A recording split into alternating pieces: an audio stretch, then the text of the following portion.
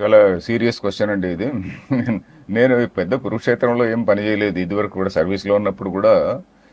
అది మామూలుగా మా పార్ట్ ఆఫ్ ది డ్యూటీ కిందనే అనుకొని భావించి చేశాం. నేను ఒకడే కాదు, చాలా మంది ఆఫీసర్స్ అలాగా ఉన్నారు కదా.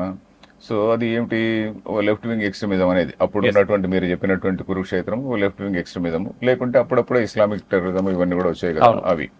సో లెఫ్ట్ వింగ్ ఎక్స్ట్రీమిజం అనే దాని గురించి కొంచెం సీరియస్గానే పనిచేశాము. దానిలో కొంత ధైర్యంగా కొంత భయపడే వాళ్ళు ఉంటారు, కొంత భయపడేవాళ్ళు లేకుండా. మేము పల్లెటూరు నుంచి వచ్చిన వాళ్ళకి భయం ఎక్కువ ఉండదండి. Yes sir. అర్బన్ ఏరియాస్ నుంచి వచ్చి కొంచెం సొఫిస్టికేటెడ్ పీపుల్ ఉంటారు కదా, సొఫిస్టికేటెడ్ పీపుల్కి నో మేము చాలా లీగల్ అది ఇది ఏదేదో అనుకుంటూ వాళ్ళందరూ కూడా మ్యాజిస్ట్రేట్ల కంటే ఎక్కువ చట్టం పలుకుతుంటారు వాళ్ళు.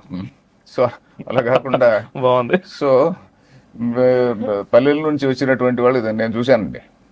ఐఏఎస్ కావచ్చు, ఐపీఎస్ కావచ్చు, పల్లెల నుంచి వచ్చినటువంటి వాళ్ళు చాలా బోల్డ్గా పనిచేస్తుంటారు, ఓకే. సింపుల్ బ్యాక్గ్రౌండ్ నుంచి వచ్చినటువంటి వాళ్ళు. సో కాబట్టి అదే పెద్దగా నాకేం అనిపించలేదు. ఇప్పుడు కూడా ఇప్పుడు కురుక్షేత్రం అంటే ఏంటంటే, ఇప్పుడు మనకు అవేర్నెస్ క్వశ్చన్ అనమాట. ఇప్పుడు కురుక్షేత్రం ఇప్పుడు ఎలాంటి కురుక్షేత్రము, అది ఫీల్డ్లో గన్ పట్టుకొని పోయి చేయాల్సినటువంటి పని అది. ఏది పోలీస్ డిపార్ట్మెంట్లో మనం ఫీల్డ్లో ఒక డెసిషన్ తీసుకొని అవి ఇవి చేసేది. ఇక్కడ అది కాదు. ఇక్కడ ఏంటంటే మన పైన మన సొసైటీలో వస్తున్నటువంటి మార్పుల గురించి అవేర్నెస్ లేదు.